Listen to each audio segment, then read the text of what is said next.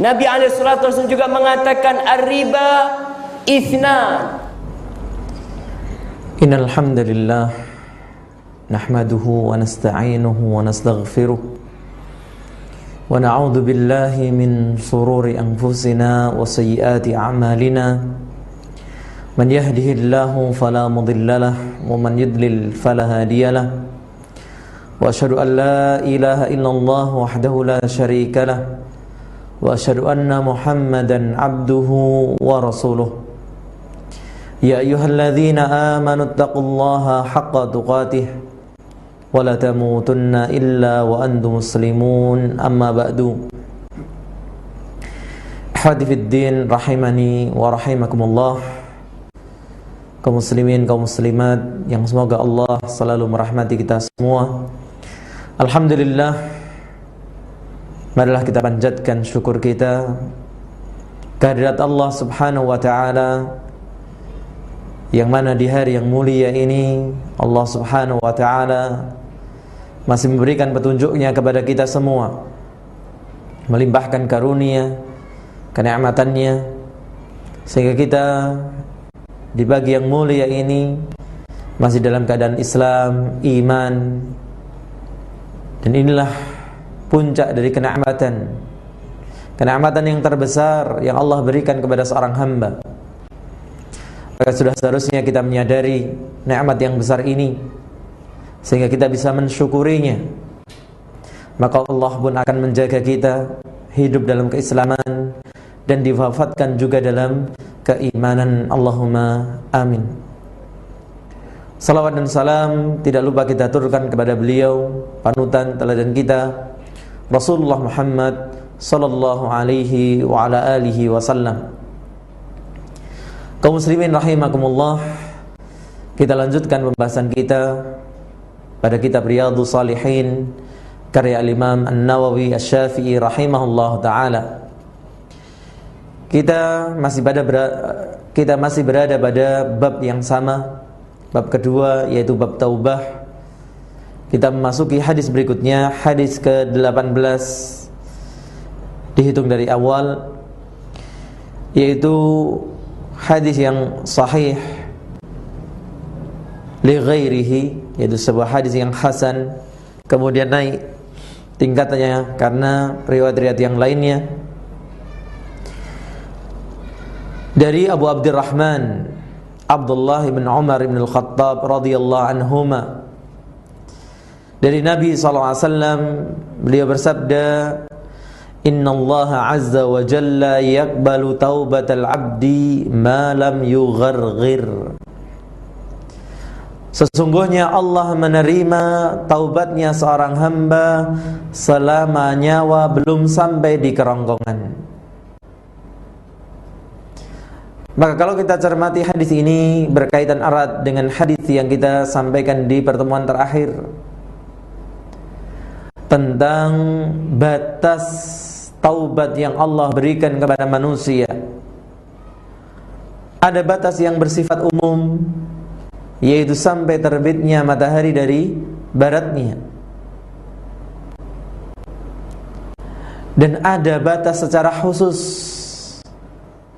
yaitu yang diberikan kepada setiap orang, yaitu ketika nyawanya akan dicabut, ketika nyawanya sampai di kerongkongan. Maka di saat itu sudah tidak lagi berguna. Ketika seorang ingin menyatakan keimanan, seorang ingin menyatakan pertaubatan, maka kaum muslimin rahimakumullah, sebagaimana kita sebutkan di kesempatan yang lalu, inilah kesempatan yang Allah buka luas kepada siapapun di antara kita. Saya yang berbicara secara khusus dan kita semua tidak lepas dari salah dan dosa. Maka tidak ada alasan untuk menunda taubat kita, karena setiap kita akan mengalami qiyamah, entah itu qiyamah kubra, na'udzubillah min dzalik, dan yang pasti adalah qiyamah sughra, yaitu wafatnya seseorang. Ini yang disebut dengan kiamat kecil. Maka sebelum waktu itu datang, sebelum waktu itu sampai, saat ini, nanti, maka kita masih punya kesempatan untuk menyatakan kesalahan kita di hadapan Allah Subhanahu wa ta'ala dan memintakan ampunan dari Allah Subhanahu wa ta'ala. Al-Ghafurul Ghaffar, At-Tawwabur Rahim, yang semoga Allah selalu mengampuni dosa-dosa kita. Kemudian hadis berikutnya, sebuah kisah menuntut ilmu dari seorang tabi'in, masih dalam riwayat Imam Tirmidzi, dari seorang tabi'in Zir ibn Hubeish rahimahullah. Beliau bercerita tentang perjalanannya menuntut ilmu. Qala ataitu Safwan ibn Assal radhiyallahu anhu as'aluhu an mashi 'alal khuffain. Aku mendatangi Safwan ibn Assal radhiyallahu anhu, seorang sahabat. Aku bertanya kepadanya, aku ingin bertanya kepadanya tentang hukum mengusap khuf, yaitu sepatu yang menutup sampai ke mata kaki, atau di zaman kita yang sering disebut dengan sepatu boot.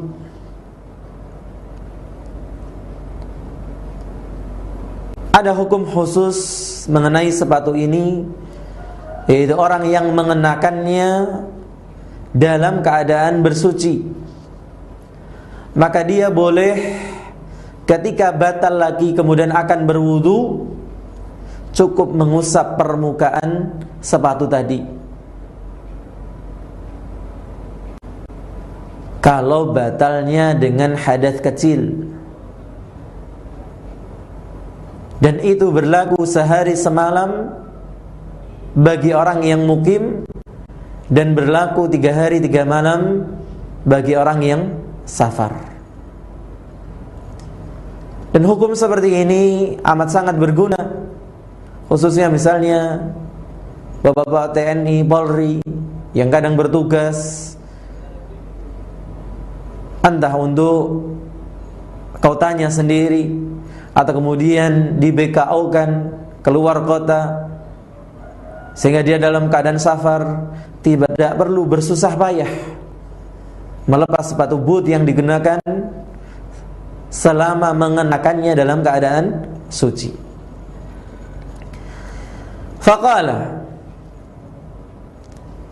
maka berkatalah sahabat Safwan, atau sebelumnya di antara faidah yang sering disampaikan oleh Syekh Abdul Razak di dalam beberapa keterangan beliau dalam muhadharahnya, dalam buku-bukunya, di antara tanda seseorang mendapatkan hidayah adalah menemukan tempat bertanya dan belajar yang tepat.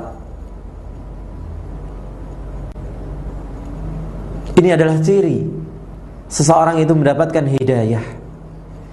Dia bertanya kepada guru yang benar, dia belajar kepada guru yang tepat.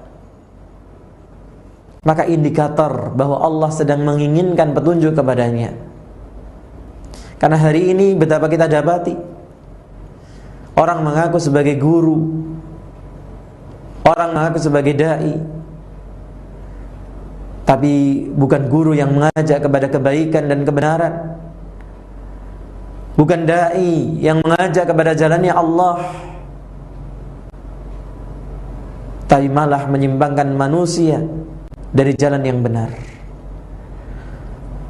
Maka kita perlu mengetahui, sudahkah kita bertanya kepada orang yang tepat, berguru kepada guru yang benar.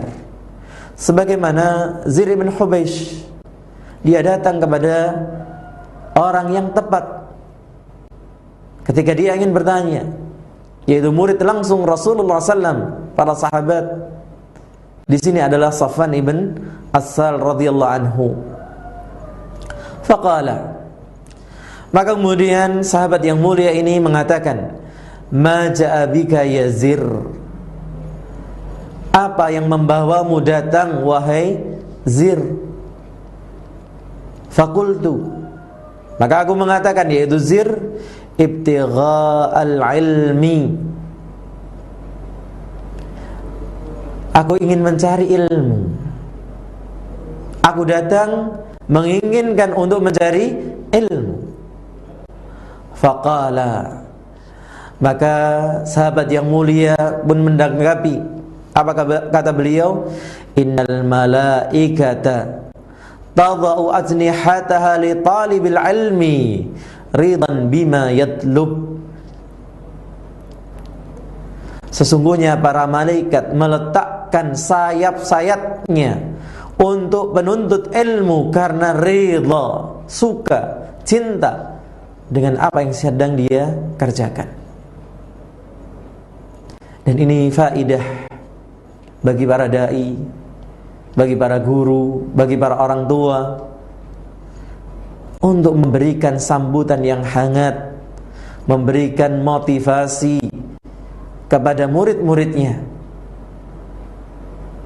ketika mereka datang untuk menuntut ilmu, datang untuk belajar. Karena melalui mereka lah seorang dai, seorang pengajar, orang tua bisa menunaikan tugasnya, mendakwahkan, mengajarkan ilmunya. Iya, di satu sisi seorang dai, dia menyampaikan, dia memberikan ilmu. Tapi di sisi yang lain, tanpa murid, siapa yang akan diajar? Tanpa yang belajar, kepada siapa dia mengajar? Maka seorang guru yang baik, seorang dai yang baik, seorang orang tua yang baik, itu selalu memberikan motivasi kepada murid-muridnya, kepada anaknya ketika dia menyampaikan ilmu. Fakultu, aku pun mengatakan, yaitu Zir, innahu qad hakka fi sadri al-mashu 'alal khuffaini ba'dal ghaiti wal bauli. Sesungguhnya telah terasa ragu dalam dadaku tentang hukum mengusap dua sepatu tadi setelah orang buang air besar atau air kecil. Dia merasa ragu. Orang setelah buang hajat kok boleh sekedar mengusap apa? Sepatunya. Dan subhanallah, ini yang harusnya dilakukan seseorang ketika tumbuh syubhat dalam hatinya, tumbuh keraguan, ada ketidaktahuan, maka bertanya kepada ahlinya. Sebagaimana sabda Nabi SAW, innama syifa'ul ayyi as-su'al. Sesungguhnya obat kebodohan adalah bertanya. Nabi SAW menyebut kebodohan adalah penyakit, dan obatnya adalah bertanya. Sayangnya banyak orang bertahan untuk membiarkan sakit ada dalam tubuhnya, dalam hatinya. Bahkan yang lebih parah lagi, kalau dia tidak menyadari dirinya sedang sakit. Yang ini pernah kita sebutkan sebagai jahal murakkab, kebodohan kuadrat. Orang yang tidak sadar kalau dirinya tidak tahu. Kemudian Zir melanjutkan, wa kunta mara'an min ashabin nabiy sallallahu alaihi wasallam faji'tuka as'aluka hal sami'tahu yadhkuru fi dzalika syai'a. Dan inilah adabnya seorang murid kepada gurunya, memberikan pujian, berkata-kata yang baik. Zir mengatakan, dan engkau adalah seorang di antara sahabat Nabi SAW, maka aku datang kepadamu untuk bertanya, apakah engkau pernah mendengar beliau, yaitu Nabi SAW, menyebutkan dalam masalah ini satu hadis atau yang lainnya? Qala na'am. Maka Sofwan pun menjawab, iya. Kana ya'muruna idza kunna safaran aw musafirina. Beliau memerintahkan kepada kami jika kami dalam keadaan bepergian, an la nanza'a khifafana thalathata ayyamin wa layalihinna, untuk tidak melepaskan sepatu-sepatu kami 3 hari bersama malam-malamnya, 3 hari 3 malam, illa min janabatin, kecuali kalau kami mengalami junub. Seperti kami sebutkan di awal tadi, hukum ini hanya berlaku ketika seseorang batal dari wudunya karena hadas kecil. Tapi kalau karena hadas besar, dia harus melepas sepatunya, mandi junub. Lakin min ghaitin wa baulin wa naumin, akan tetapi diizinkan dari buang air besar, buang air kecil, dan tidur. Ini di antara contoh-contoh hadas kecil. Maka ini yang diinginkan dari zir. Kemudian berlanjut, faqultu hal sami'tahu yadhkuru fil hawa syai'a, apakah engkau mendengar beliau menyebutkan dalam hawa, yaitu masalah cinta, suatu hadis, suatu pembicaraan? Maka kadang seperti ini,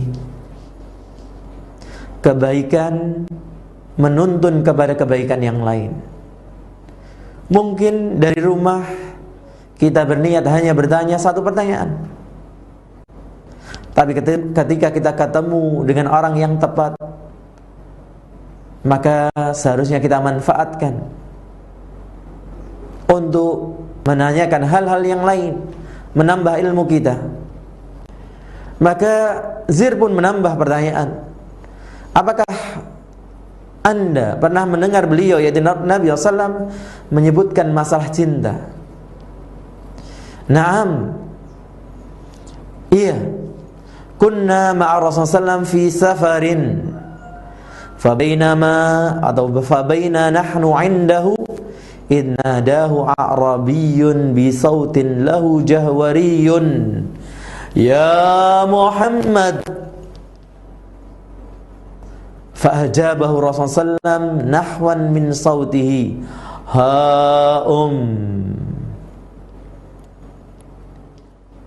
Diceritakan oleh Safwan bahwa kami pada suatu ketika bersama Rasulullah SAW dalam sebuah perjalanan. Kemudian datanglah orang Arab pedalaman, apa yang sering kita sebut dengan Badui. Kemudian orang tadi memanggil Rasulullah SAW dengan suara yang lantang, wahai Muhammad. Maka Nabi pun, Rasulullah SAW menjawab hampir sama dengan suaranya, iya, apa yang kau inginkan?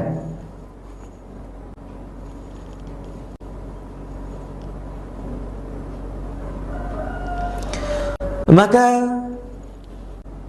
ini sebuah pelajaran yang kemudian para sahabat mengatakan, waihaq. Faqultu lahu, yaitu Sofwan mengatakan kepada orang Arab udik tadi, waihaq ughdud min sautika fa innaka 'indan nabiy sallallahu alaihi wasallam wa qad nuhita an hadza. Celaka kamu, pelankan suaramu, sesungguhnya kamu itu di hadapan Nabi SAW, dan sungguh engkau telah dilarang dari yang seperti itu. Sebagaimana disebutkan dalam ayat tentang larangan mengangkat suara di hadapan Nabi SAW.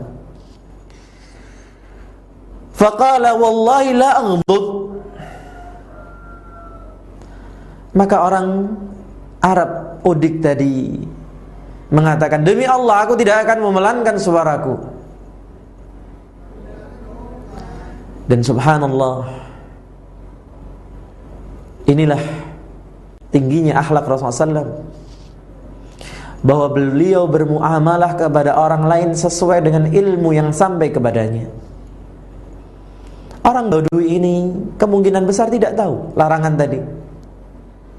Yang kedua, ketika orang berada di tempat lapang, terbiasa saling memanggil dengan suara yang keras.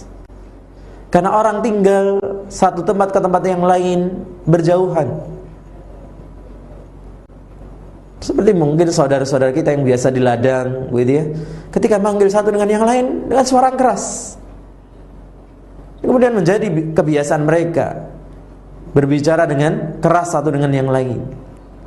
Maka Rasulullah SAW pun mengimbangi hal yang sama, supaya orang tadi tidak malu, supaya orang tadi tidak minder, sehingga tidak jadi menanyakan hal yang ingin dia tanyakan. Maka subhanallah, inilah seharusnya seseorang bermuamalah kepada orang lain dengan ilmu yang disampaikan kepadanya, bukan ilmu yang sampai kepada dirinya. Kemudian orang itu menanyakan, al-mar'u yuhibbul qauma walamma yalhaqu bihim. Kalau ada seseorang mencintai satu kelompok, satu golongan orang, satu kaum, maksudnya dalam kebaikan, tapi dia tidak bisa seperti mereka mencintai orang-orang saleh, mencintai orang-orang baik, tapi belum bisa sesaleh mereka, sebaik mereka. Apa jawab Nabi SAW? Al-mar'u ma'a man ahabba yawmal qiyamah. Seseorang akan bersama orang yang dia cintai kelak di hari kiamat. Dalam riwayat yang lain disebutkan komentar sahabat Anas radhiyallahu anhu tentang hadis ini. Ma farihna ba'dal Islam misla ma farihna inda sima'i hadzal hadis. Kami tidak pernah merasa lebih gembira setelah tentunya kegembiraan mendapatkan petunjuk Islam sebagaimana kami mendengarkan hadis ini. Allahu Akbar. Manusia dengan segala kekurangannya ini, kalau mencintai orang-orang baik, maka dia akan dikumpulkan bersama mereka kelak di hari kiamat. Tentu cinta yang sebenarnya bukan hanya pengakuan cinta.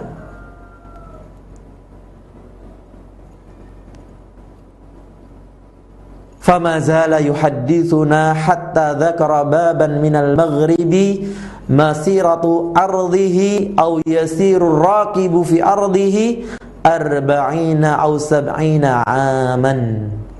Dan poin ini yang berkaitan dengan bab kita. Kemudian Rasulullah terus,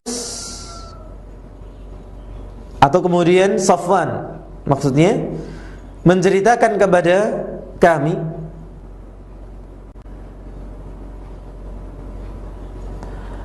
sampai beliau menyebutkan satu pintu dari arah barat yang luas. Pintu tadi, seorang penunggang kuda berjalan di luasnya pintu tadi 40 atau 70 tahun. Ini menggambarkan luasnya pintu taubat, yang diilustrasikan luasnya pintu taubat itu perlu seorang pengendara berjalan 40 atau 70 tahun. Ini mengingatkan kepada kita kaum muslimin rahimakumullah, lagi-lagi untuk tidak menunda taubat kita. Jangan pernah berpikir bahwa kita akan berdesak-desakan, pintunya terlalu sempit kalau kita akan bertaubat semuanya. Tidak. Pintu taubat Allah sangatlah lapang dan lebar, siap menampung siapapun yang bertaubat dalam waktu yang sama. Maka bagian terakhir dari hadis ini sebagai bagian yang berkaitan langsung dengan bab taubat kita. Maka jangan ada alasan, jangan sampai kita tertunda taubatnya karena bisikan setan seperti ini, bahwa kita akan tertahan, kita akan tertunda di pintu taubat Allah. Tidak seperti pintu dunia, pintunya manusia, bahkan yang sudah dibuat sebesar apapun. Lihat ketika kita umrah atau haji, berkesempatan berkunjung ke Masjid Nabawi, Masjidil Haram, meskipun pintu sudah dibuat demikian banyak, demikian lebar, iya, karena jumlah manusia begitu banyaknya, orang harus antri, gitu ya, untuk keluar ataupun masuk. Khususnya ketika keluar, mereka keluar di waktu yang sama. Maka ini bukan alasan kita untuk menunda taubat kita, karena pintu taubat Allah sangatlah luas, sangatlah lebar dibuka. Qala Sufyan ahadur ruwah,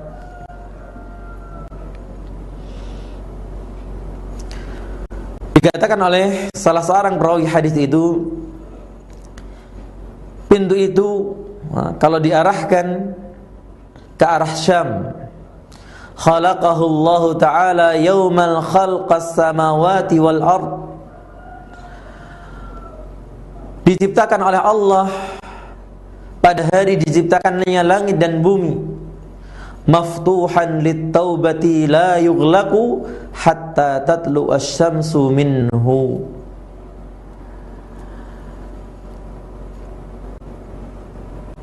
Pintu itu akan selalu terbuka untuk taubat dan tidak pernah ditutup sampai terbitnya matahari dari arah barat tadi.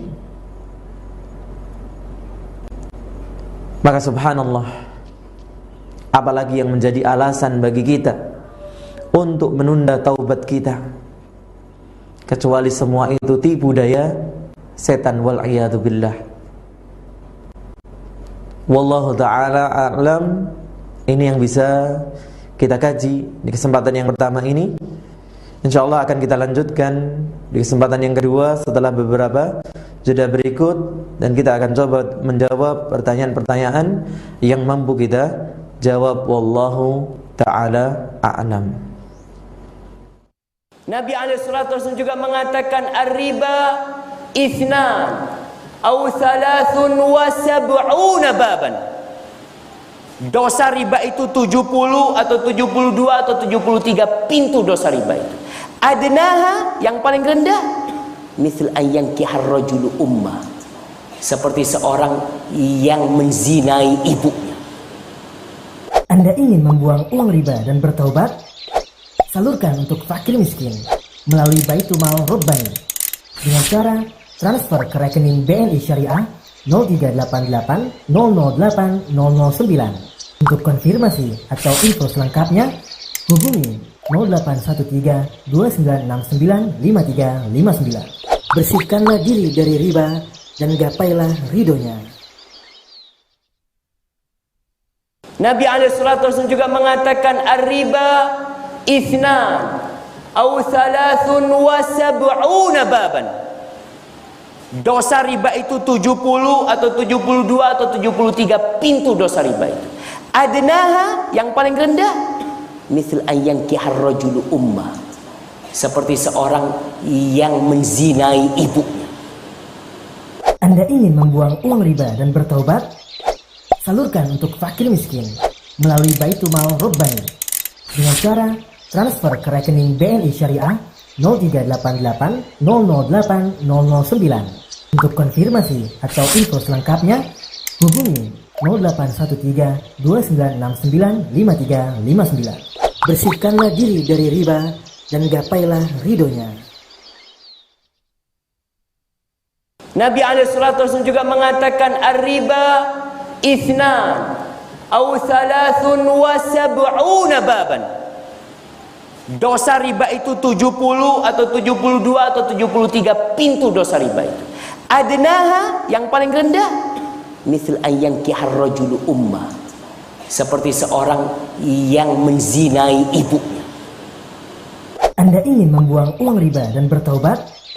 Salurkan untuk fakir miskin melalui Baitul Mal Robbani dengan cara transfer ke rekening BNI Syariah 0388 008 009. Untuk konfirmasi atau info selengkapnya hubungi 0813 2969 5359. Bersihkanlah diri dari riba dan gapailah ridhonya. Nabi SAW juga mengatakan ar-riba ithnan au thalathun wa sab'una baban. Dosa riba itu 70 atau 72 atau 73 pintu dosa riba itu. Adnaha yang paling rendah misal ayyangkihar rajulu ummah, seperti seorang yang menzinai ibunya. Anda ingin membuang uang riba dan bertaubat? Salurkan untuk fakir miskin melalui Baitul Mal Robbani dengan cara transfer ke rekening.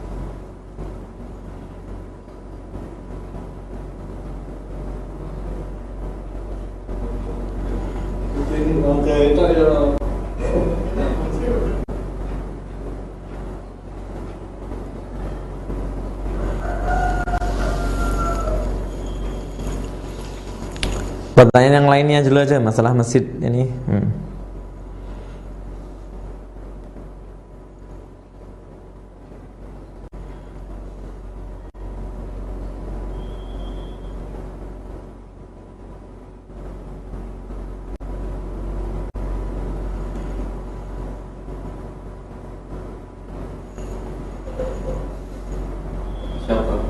Ya.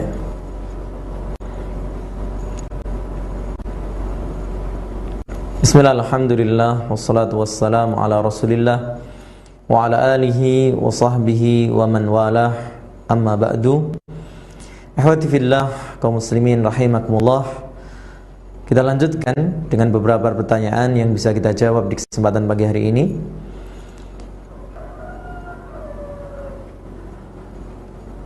Dulu saya pernah nikah siri. Yang jadi wali nikah adalah adik saya yang belum balik dan saksi 2 orang. Bagaimana hukum nikah siri saya? Iya, tentunya wali adalah disyaratkan yang balik.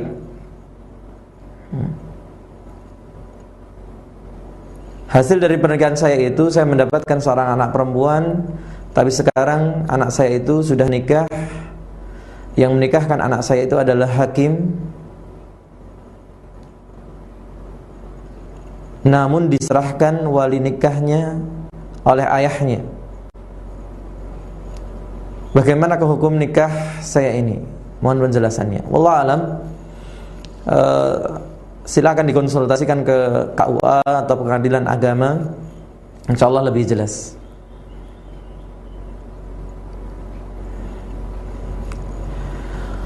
Pertanyaan berikutnya, assalamualaikum warahmatullahi wabarakatuh. Waalaikumsalam warahmatullahi wabarakatuh.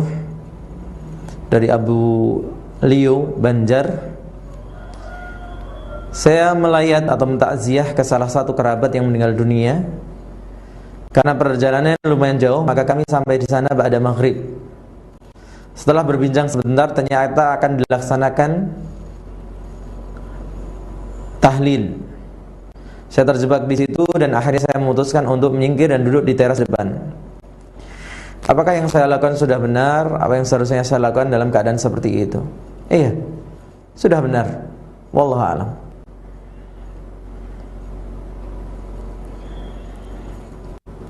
Assalamualaikum Ustaz. Waalaikumsalam warahmatullahi wabarakatuh.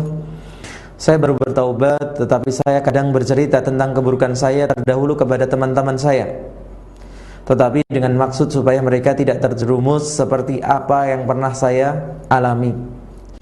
Apakah saya salah Ustaz menyampaikan keburukan yang telah saya buat terdahulu? Iya. Kita sampaikan kemarin dalam syarat taubat, yang pertama adalah meninggalkan, yang kedua menyesal. Di antara yang kita sebutkan bentuk penyesalan adalah tidak menceritakan apa yang pernah kita lakukan.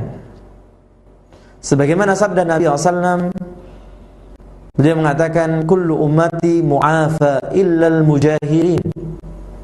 Semua umatku diharapkan diampuni dosanya, kecuali orang yang menampakkan dosanya. Wa minal mujaharati, dan termasuk menampakkan dosa adalah seseorang yang di malam hari melakukan maksiat, kemudian Allah menutup dosanya, kemudian di pagi harinya dia ceritakan kepada manusia. Nah, di sini yang perlu kita cermati adalah ada sebagian orang bercerita tulus untuk menjadi ibrah orang lain,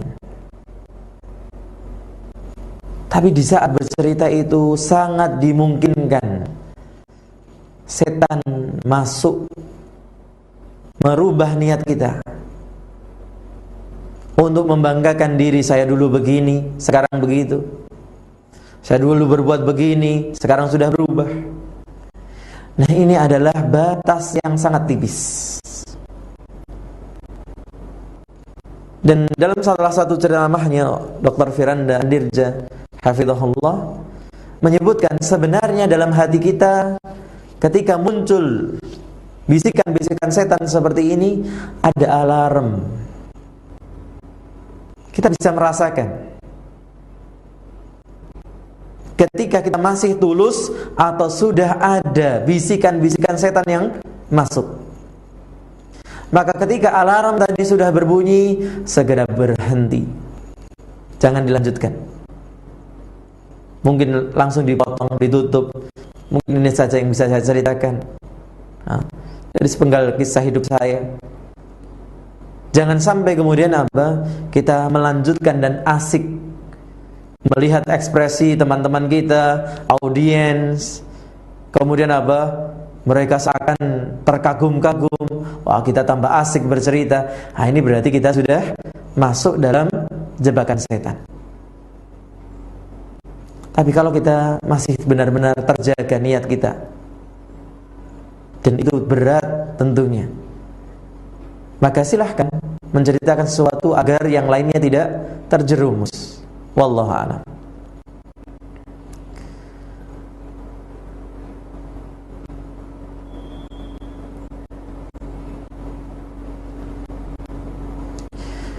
Ustaz, bagaimana kami bekerja atau mohon maaf? Iya, kita terima dari telepon. Silakan. Waalaikumsalam warahmatullahi wabarakatuh. Ini mau tanya Ustaz, kita dianjurkan sama Rasulullah itu untuk memilih teman yang soleh Ustaz. Iya.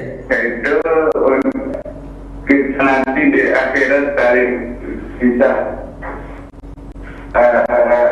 mencari karena apa Ustaz. Jadi kita tanyakan apakah bisa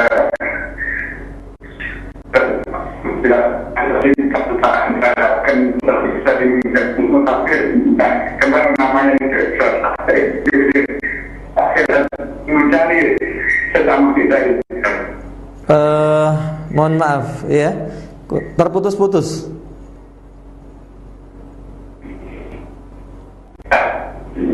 Kita sama dianjurkan untuk mencari teman yang soleh. Iya. Apakah kita tanpa mengenal namanya, tapi kita sering ketemu gitu, apakah di suatu akhirnya bisa saling mencari karena Allah Ustaz. Iya. Nggih. Allah khairan. Assalamualaikum warahmatullahi wabarakatuh. Waalaikumsalam warahmatullahi wabarakatuh. Iya. Saya coba memahami, walaupun sedikit terputus-putus tadi. Kita diperintahkan untuk mencari teman saleh, tapi kadang kita punya teman akrab gitu ya, tapi tidak kenal namanya. Apakah ini juga nanti hari kiamat sebagaimana dijanjikan teman itu bisa mencari kita, kalau kita tidak ada di surga mencari kita, menyelamatkan kita dari api neraka? Maka fenomena yang terjadi di zaman kita, banyak di antara orang yang duduk di majelis ilmu tidak saling mengenal. Apalagi fenomena itu tentunya di kota-kota besar yang hadir ratusan ribuan dalam sebuah majelis. Ini wallahu alam perlu dicari solusi untuk saling mengenal, saling akrab. Ini teman-teman satu akidah, teman-teman satu manhaj, gitu ya. Seharusnya saling kenal, minimal bertanya ketika duduk bersama tadi, ketika menunggu kajian belum dimulai, atau ketika berjalan bareng pulang dari kajian, saling bertanya, saling menyapa, siapa namanya, dari mana asalnya, di mana tinggalnya, kemudian saling mengunjungi. Jadi kadang aneh juga, gitu ya, kalau dikatakan mengenal, akrab dan sebagainya, tapi kemudian tidak kenal namanya. Nah, ya memang kemudian muncul juga fenomena karena sudah sering ketemu, mau tanya namanya jadi malu. Nah, ini juga malu yang tidak pada tempatnya. Maka saya sangat menyarankan para jamaah untuk saling menyapa, dan kemudian menyapa juga gurunya, memperkenalkan diri kepada gurunya. Kadang seorang guru, seorang ustaz hanya berkesempatan untuk duduk sebentar, datang menjelang kajian dimulai, pulang begitu kajian selesai, maka datang menyapa ustadznya, mengenalkan diri, sehingga sang ustadz pun mengenal jamaahnya. Wallahu ta'ala alam. Kemudian dikatakan bagaimana bisa beribadah dengan kondisi fakir, mau kerja, usaha, ngomong memang gampang. Iya, ngomong memang gampang, gitu ya. Allah musta'an.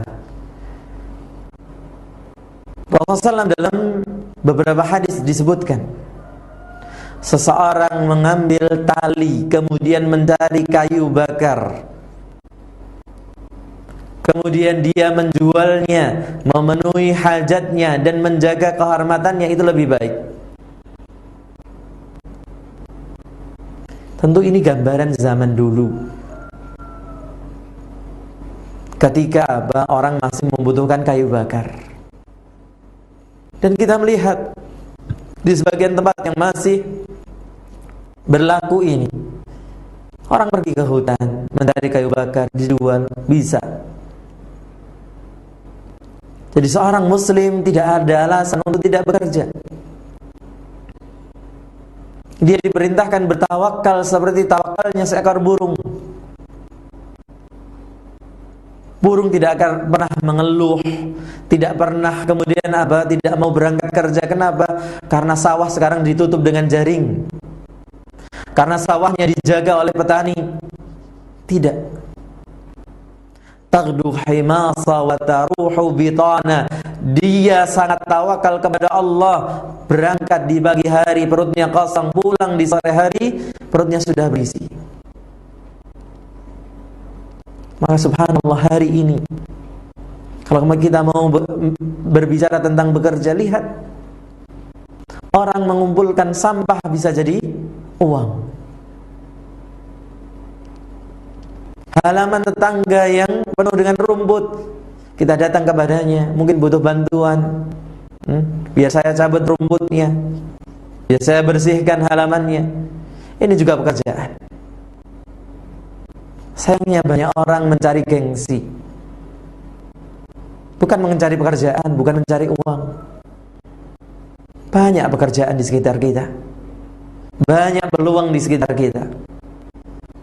Sayangnya kadang gengsi menghalangi kita untuk bekerja. gengsi menghalangi kita untuk mendapatkan rezeki tadi. Maka insya Allah nanti dalam bab tawakal kita akan bahas ini lebih lanjut. Kita ini punya Allah Subhanahu wa ta'ala yang sudah menjamin rezeki kita. Allah Ta'ala alam. Ini yang bisa kita sampaikan dalam kesempatan pagi hari ini. Semoga bermanfaat. Kurang dan lebihnya saya mohon maaf. Subhanallahumma wa bihamdika asyhadu an la ilaha illa anta astaghfiruka wa atubu ilaik. Assalamualaikum warahmatullahi wabarakatuh. Nabi SAW juga mengatakan ar-riba ithnan au thalathun wa sab'una baban. Dosa riba itu 70 atau 72 atau 73 pintu dosa riba itu. Adnaha, yang paling rendah, misal ayyankihar rajulu ummah, seperti seorang yang menzinai ibunya. Anda ingin membuang uang riba dan bertaubat? Salurkan untuk fakir miskin melalui Baitul Mal Robbani dengan cara transfer ke rekening BNI Syariah 0388 008 009. Untuk konfirmasi atau info selengkapnya, hubungi 0813 2969 5359. Bersihkanlah diri dari riba dan gapailah ridhonya. Nabi SAW juga mengatakan ar-riba